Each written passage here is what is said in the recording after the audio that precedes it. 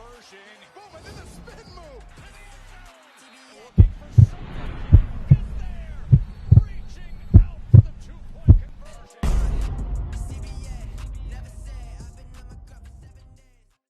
Intentional. I don't know what happened. I'm about to say you Why imploded, dog. it happened? Yo, I don't know why it happened. I don't know what happened. I but thought, I'm damn, like back. that press record or eject. You did eject. What'd you say? Eject those seat on me? Eject That's those exactly seat. what you did. You eject those seat on me. But I'm back. So is Kenny together for Go for Two. I don't even know how many watchers or listeners we have. Oh, we don't have any listeners per se because we're not podcasting. It's more like a live podcast. Yeah. Yeah. We know a little. I know a little bit about football, a little bit about sports in general. I'm Mike. That's Kenny once again. In case you forgot, because we've been going for a long time. Since what? Preseason. Yeah. First, actually, first week of the season. So we dropped the first videos on that Thursday. First video of the season was out like that. This is terrible. We know what we are. We are ashamed. But we have ideas. I mean, I have the biggest head in our group, obviously. Yeah, we have we have a lot of ideas. We just have to get it going. And what better time than now, I guess. We midway through the season. And I feel like we say this every couple of years that this is probably one of the weirdest seasons, period. Well, especially these last 2 weeks. No, the last 2 weeks have been absolutely insane. Last 2 weeks been crazy. You think people are talking about the trade deadline? It got popping after the trade deadline. We had some releases and signs. Trade deadline meant nothing. It means nothing. It meant nothing because in this NFL, like we know that people get out of. That's why I don't make a big deal about contracts anymore. I used to, but I look at how teams always get from out of contracts, always. So I'm like, well, what does a contract mean when the team always finds a way to get out of it?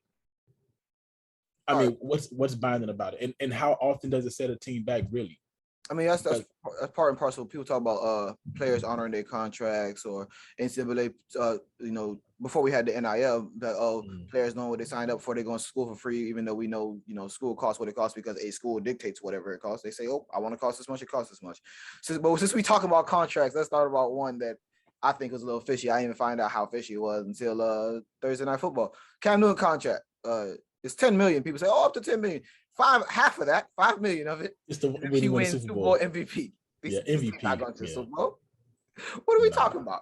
So that's one of those things. Like that's why I say guaranteed money. What I think about. Like you look at OBJ contract before he went to the Rams. Like the Browns had to pay him that guaranteed money. That's why the waiver. That's why he was going to clear waivers no matter what. Because people are like, oh, the Browns going to pay him. We're not paying him. So exactly.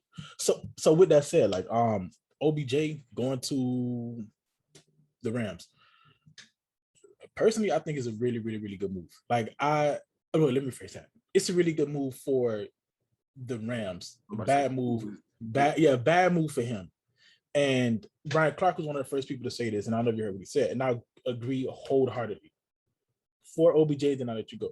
For OBJ, he didn't put himself in a situation where he can be the guy.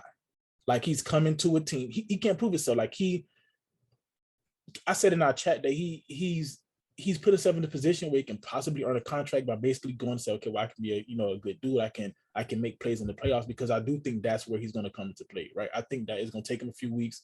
They have a system that the safety Johnson who played for the Rams, who now played for the Browns, who said it runs through literally their entire system runs through Cooper Kupp. Yeah, break Calvin Johnson record this year.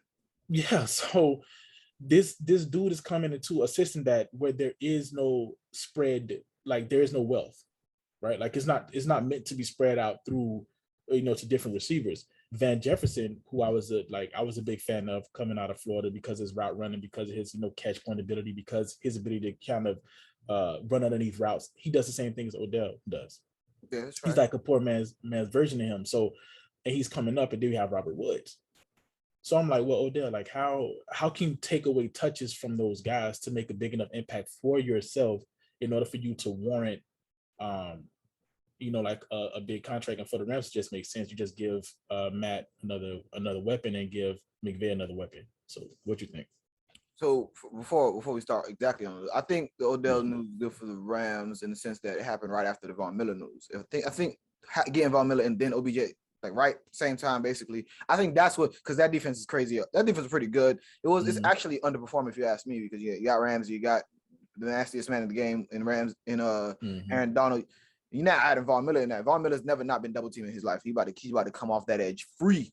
It's going to be crazy. But in the Odell sense, I don't think this Rams offense is tailored to him in a sense, not just because Cooper Kupp, it runs through him and he's the number one guy, but they don't really run.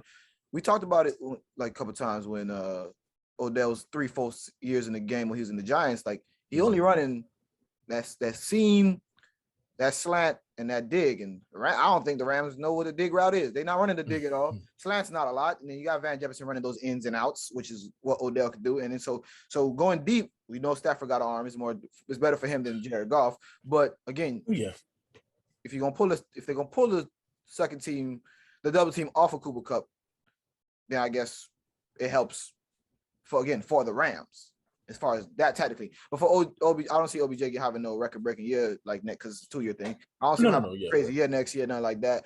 But I think this is a stop. We talked.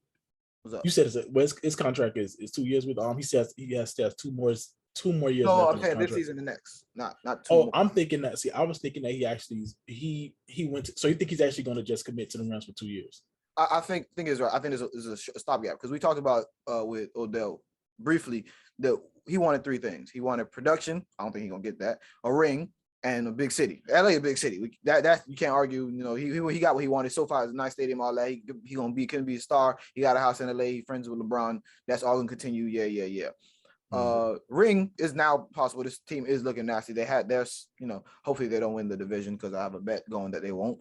But other than that, I mean, you don't got to win the division now to make. I mean, never did, but you definitely not to do it now. Strong position where they can make the playoffs without winning the divisions because the Cardinals keep on chugging along. So he's not gonna get that production, I don't think, but he's gonna get those 2 other things, and maybe if he show enough, he go to another big city, maybe back to New York. I don't think so. Probably not Miami. Let's not do that. Tampa, not a big city, but Tom Brady down there, so maybe you want to go down there for a different ring. We got to see how the season ends before we see where he's going next. But production-wise, I don't see it happening. But for the Rams, I think they got what they wanted. So you had mentioned something.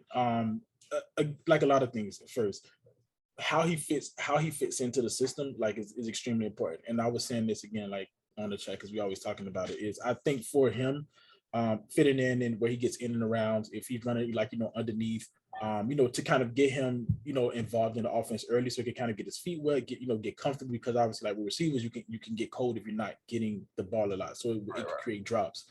And because he is so creative after the catch, and Sean McVay is so, he's phenomenal at trading, like Kyle Shanahan, different ways to run the ball. You can see Odell in a bunch of different roles, right? Which is cool. The problem is, again, the offense evolves around one particular person. For the Rams, it gives him McVay a joke, like a wild card. You can kind of use him, any which way.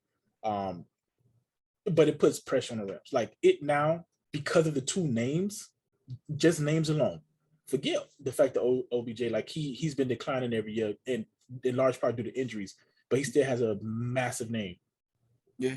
Like a massive name. And then Von Miller. Dude was, like Super Bowl MVP. He literally beat Cam Newton, by himself on the defensive end. Obviously, they had corner, we know they're stacked defensively, but he was like the guy. So now, expectations for the Rams. Is the Super Bowl a bust for them? I think in their minds, it might already have been Super Bowl or bust. It might not have been to us, but you see trading your future, because again, Jared Goff. Yeah, switching Goff in Stafford, that's showing, okay, we trying to do something now, because Jared Goff was obviously, Jared Goff was obviously a thing for the future. They was building on that, and there's picks traded away. And then when you see that, you're like, okay, they thinking about doing something here. And again, you got Jalen Ramsey out there that gave him big money. You got this was built as a let's go get this. To them, I think that's always how they thought about it. Maybe not how we saw it directly, because we're like, well, first we always know things take time. Division is stacked. Second of all, all this other stuff going on. So I think if they don't make it to, I don't know about winning the Super Bowl, because Tom Brady go down. You never want to bet against Tom Brady, because done.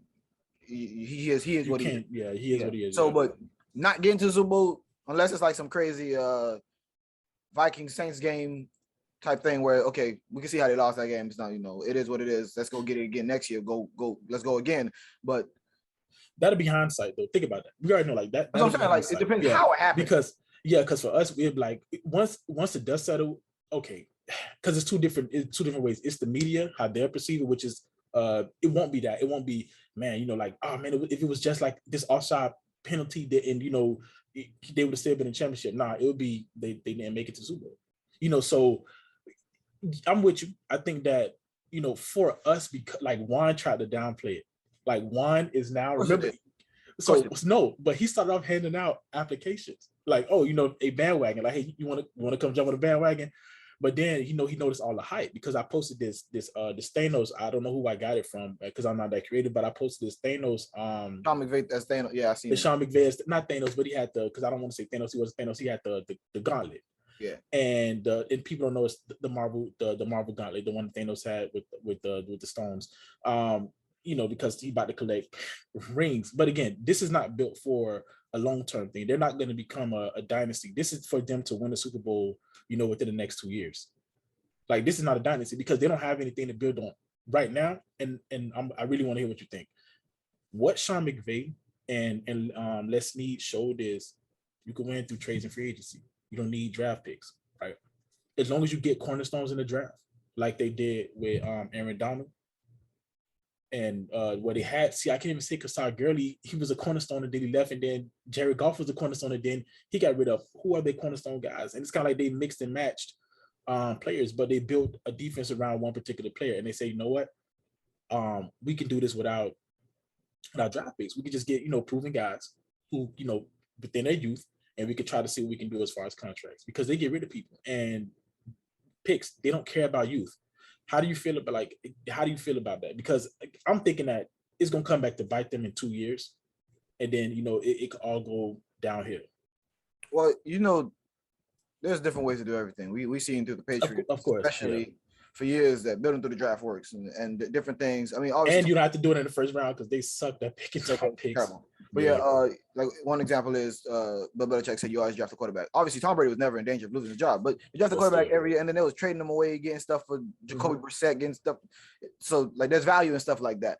I think coaches see things differently now. Like a legacy coach, like when you got like a Arians, a Belichick, like these guys, they got longevity and they got dubs in in their back cabinet. I think now when you look at some of these younger guys, like Sean McVay, he's young as hell. Like, no matter when you get your rings, you get them on the front end. Yeah, it is what it is. I am who I am. I'm not trying to be the winningest coach of all time. I'm not trying to be Don Shula or nothing like that.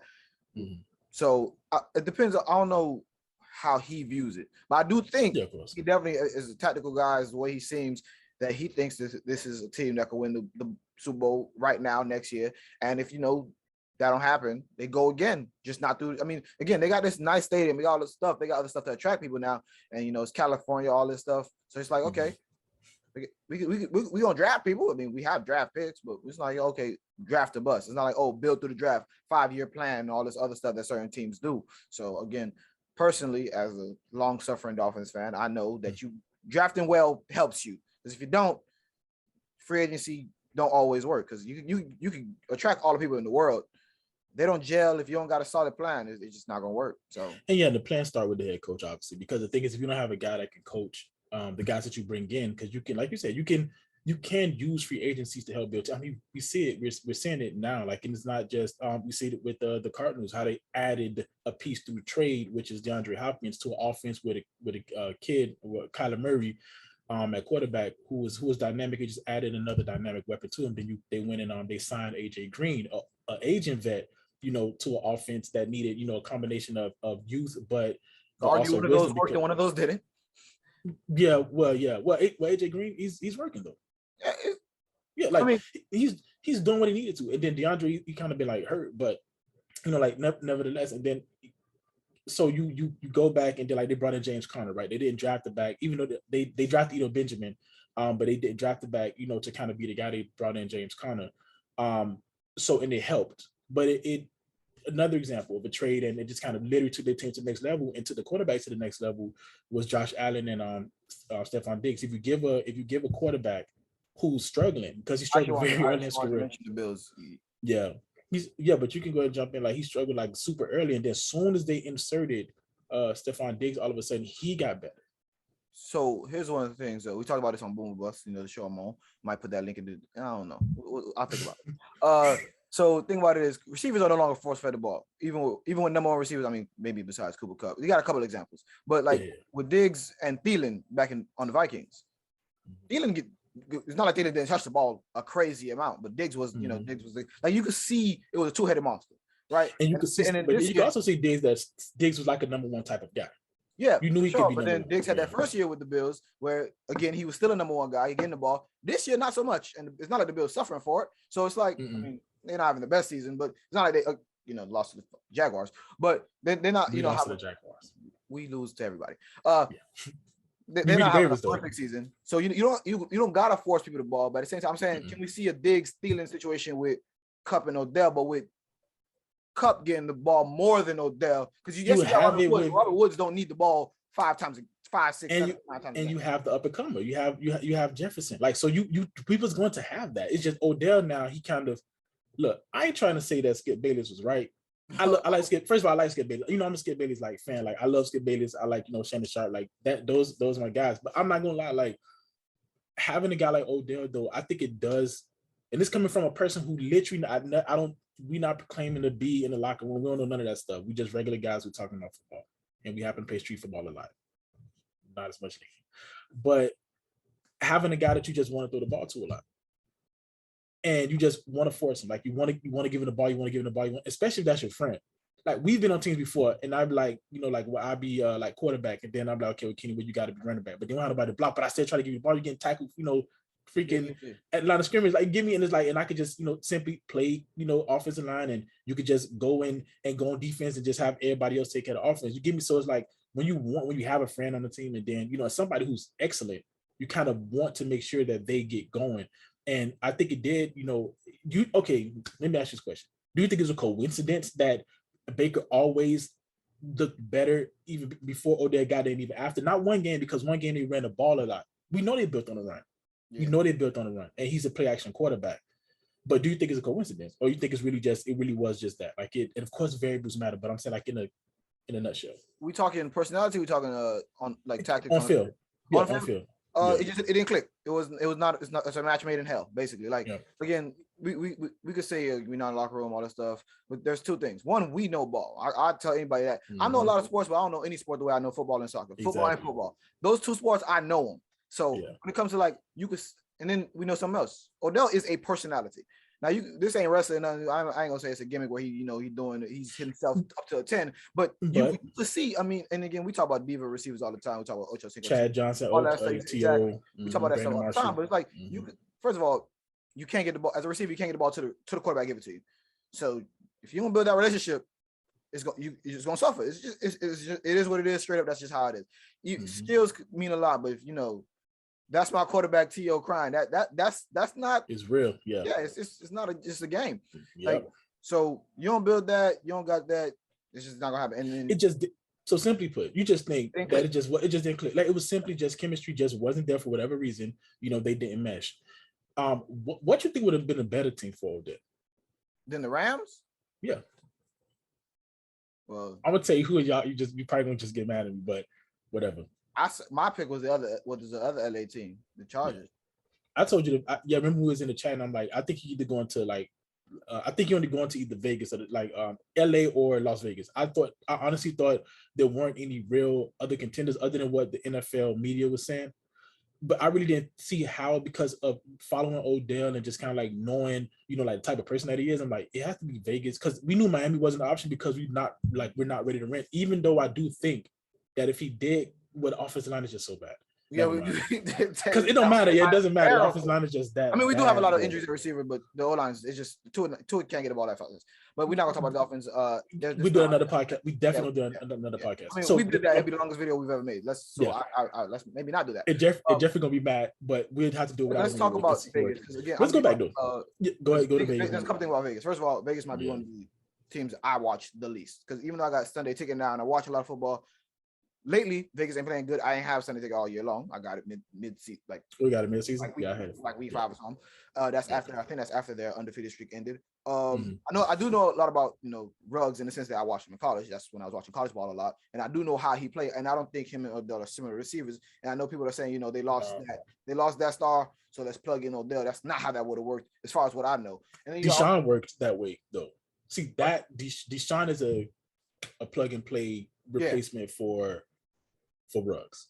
So and I think there's a dumpster fire going on in Vegas right now, because it's not just Ruggs that's happening. We got this Ruggs happened after Chucky, so that starts it off. So Chucky, then Ruggs, then you got the cornerback that was just released. Odell a star, but he no PR, so I don't think that was happening. But if you're talking about on the field, I'm not sure, because I've probably been one of the biggest slanderers of Carr, probably because of what happened. I don't understand how, man.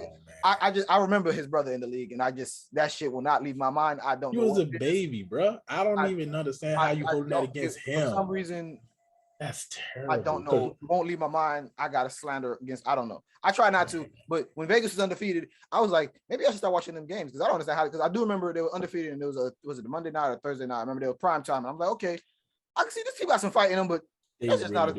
I mean, besides Darren Waller, I'm not. What is this team doing? Why ain't nobody beating them? And then people started beating them. I'm like, okay.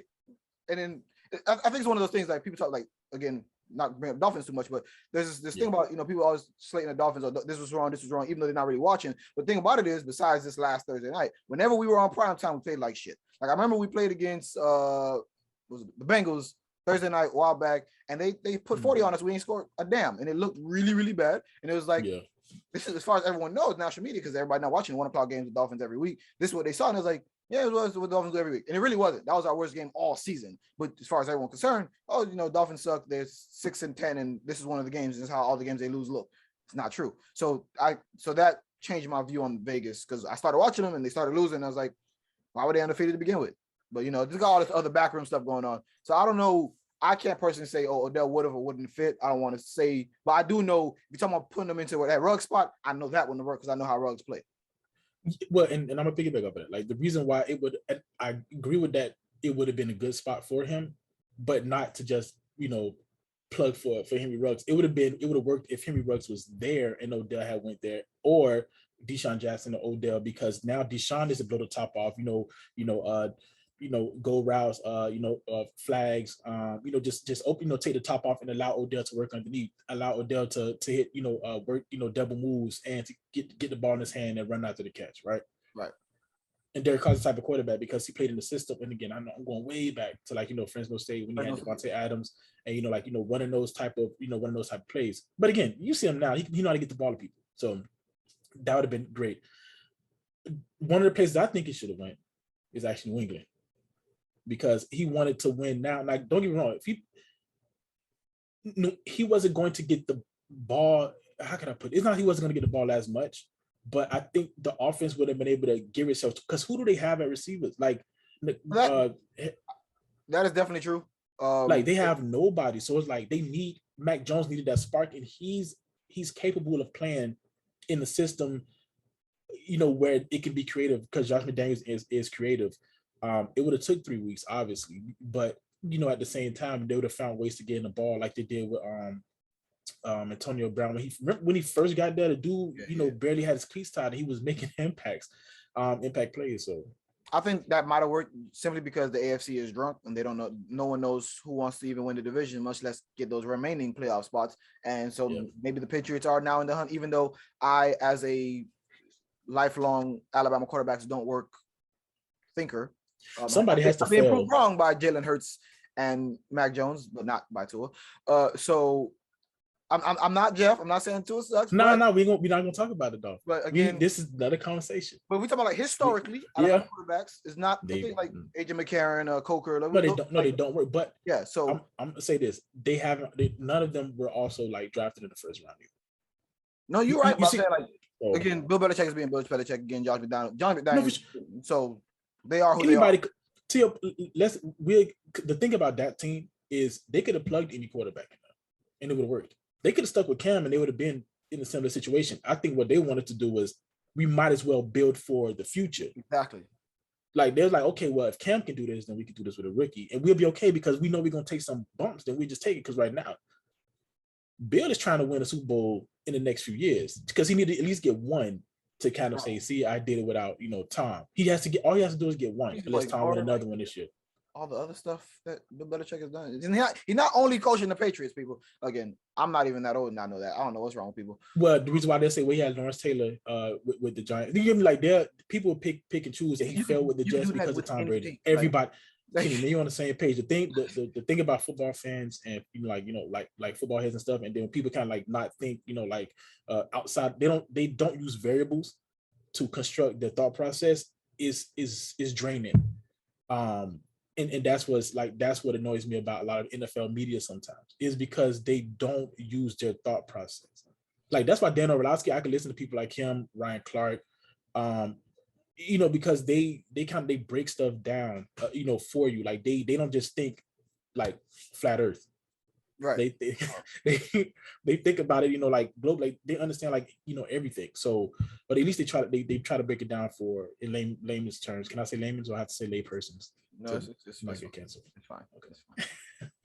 But yeah, man. And then the other would have been the Chargers for me. Yeah. Chargers offense. Yeah, I said it, but for sure, Chargers would have been really good for him. So we both agree the Rams was like the worst choice for him. I don't know about worse. Not worse. Out of the that group.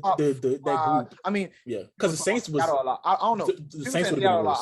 I think Seattle would have been worse than the Rams. But other than that, I agree. He would have been frustrated because their offense is putrid. Look, it's I don't know what's wrong with the offense. There's no win now. That team is not winning. Like my girlfriend's a Seahawks. I finally got my girlfriend in football, and she became a Seahawks fan 2 years ago. So I watched a lot of Seahawks. Because Ciara and Russell Wilson. Yeah, kind of. And the colors and the fans. Yeah. She got a whole thing going on. Whatever. Jeffrey knew a girl who's dating Carlos Dunlap, and she broke his heart. Just want to throw it out there. I'm dead. Yeah. So with the Seahawks, that team is not in win now mode. It's not. That defense is not what it was. It's over relying on Russell. DK Metcalf is not really hitting that second gear he needs to. That I think he needs to take that offense to that next level. So if you would have added Odell to that, and now DK gonna be even more frustrated because you're taking touches away from him because that's what he need to get. Because he a big guy, he go deep, but he has that yak ability. So get them short routes that you're taking away from him. I don't know if that would work. And the rumor was that Odell wanted that, not they pretty up in the waiver wire, and why would they not do it? It was, I think, the rumors was Odell's like, why not play in Seattle? So I don't think it would work personally, but what you think? Man, it's tough because you said something that I kind of agree with, right? Which was DK Metcalf not taking that next step, and what made Calvin Johnson and Julio being like similar type of receivers. Let's go Brandon Marshall, Calvin Johnson, Julio Jones, T.O., right? You kind of all lumped them in a group with DK, right? As far as as far as size and speed and physicality, right? They weren't just the because all big receivers are quote unquote like they're looked at as they have to be deep threats, meaning like post goals, control the sideline, catch the ball, right? Play above the rim. It seemed like DK. And I'm gonna say he's falling under the same category as Dez Bryant, but it's almost as if he could be falling under the same category as Dez Bryant, but it might have a lot to do with the offensive line. In what sense do you say that? In breaking routes, like being the in breaking, going across the middle, like just only being a big receiver. Okay, not being able to do double moves because he is fluid, for his size. And again, maybe it's just because we can't study tape like that, but I'm wondering if he's falling victim to two things. The fact that Russell, has been hurt in the offensive line is not together, or is he just a big receiver? Go down that list again. Brandon Marshall, T.O. Okay, you want to take T.O. out? No, because Brandon Marshall is off the field stuff that always got his way, right? But that's what I'm saying. Like they're all the same type of receiver. I'm trying to think what held some of those people back. Remember Brian Marshall? No, they were not. No, they were not held back. I'm saying elite big receivers. Yeah, okay, that's what I'm thinking. Because Dez Bryant, everyone on there, they were elite. Yeah, exactly. Dez Bryant is the one that you want to point to. Mike Williams, who's playing for the Chargers right now. Yeah. That Mike Williams. You know what I'm saying? Because you were saying elite. he was falling into that bracket. I'm saying he should want to fall into that bracket. No, I'm saying I'm talking about the same. Yeah, I meant from a physicality standpoint. Yeah, not because he wants to be in that. He wants to be with them. Like because Mike, I'm gonna give you an example. Mike Evans does this, like he doesn't do anything. He's not versatile. Who, Mike Evans? Yeah, he not. He dominates, and that's why he can kind of have those super quiet, like long stretches of quietness because he dominates doing, go routes, posts, fades. Like, like he I think that's a development issue. No, well, obviously it's development. He was always stiff. He was just he had elite size. That A&M offense it's nothing like what Tampa has ever ran. So I don't. Yeah. I think it's possible. You think he could be? You think it's possible that he's? I think it's a system thing. Oh, okay, I don't think it's. Again, I don't know. You don't think it's played anywhere else besides Texas A&M and now Tampa, and obviously Tampa, yeah. So I don't know. That's just test because we don't got a lot of tape, but yeah, it might be. It might be the system. Like maybe. And I think Mike Evans suffered a lot from Megatron comparisons. I always feel like this. There's only one person that could have been compared to Megatron, Julio, and that was Julio. Because it made the most sense. Like he ran a 4.3 40, jumped out the jump, but guess what? He was still 3 inches shorter. Yeah. So I think Julio a little bit more physical, actually. Strangely enough, like because like as far as more physical than like that first 5 yards. Than Calvin. Both. In the first 5 yards. I think he's just quicker. When you talk about jump ball, that's what Megatron gonna bully you more than Julio, obviously because he's bigger and he has them wider shoulders. We're talking about like on the line. I think Julio was doing more because he was thinking because he playing like when he was still like smaller, like before he got to Alabama, he was not as big as like not just about height, but like he wasn't as girthy. So think about and now again we talk about it all the time because we both kind of old school.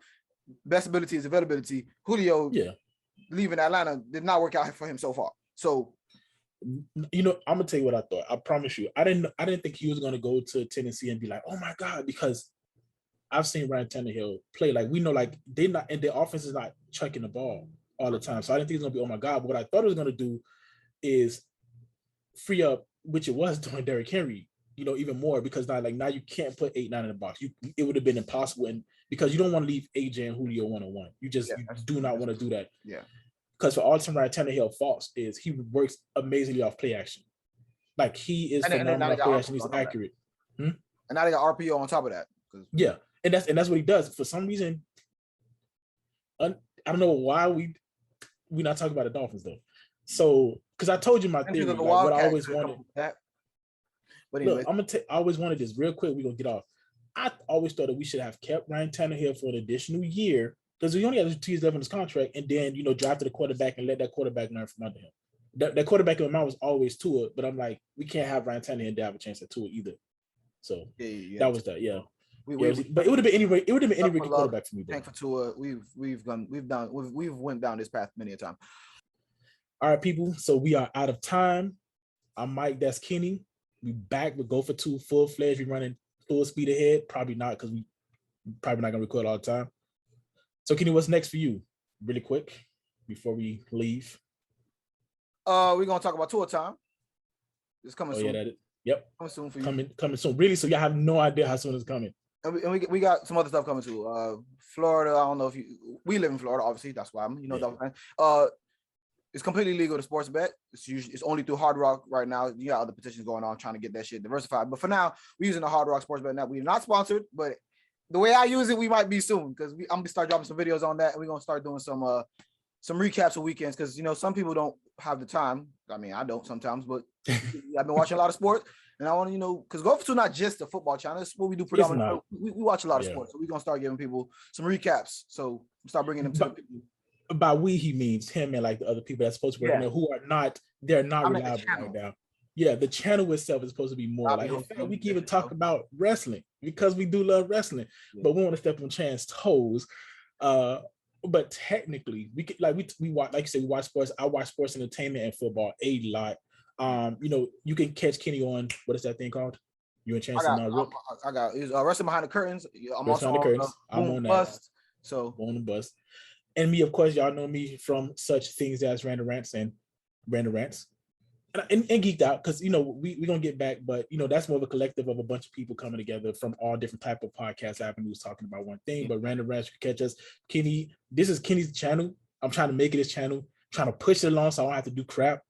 But I appreciate him because he was the one that actually brought this up. I was gonna restart doing solo videos and just hear myself talk because I actually like my voice. So but I'm start like people because I'm coming to the people with the information they really need, how to make some money. Yep, how to make some money. Yo, I know I'm gonna watch because Kenny, I tried to tell him to take the over on the Dolphins because I thought we were gonna score like 21 and the Ravens were gonna score like 30. I really did pick us to win though. I ain't gonna lie, I did pick us to win. I didn't know how much I believed it. I refuse to bet against the Dolphins because I am not a degenerate. But I knew I had to bet on that game because I am a degenerate. So there you go. So listen to Kenny. He is gonna come, and until next time, people, peace.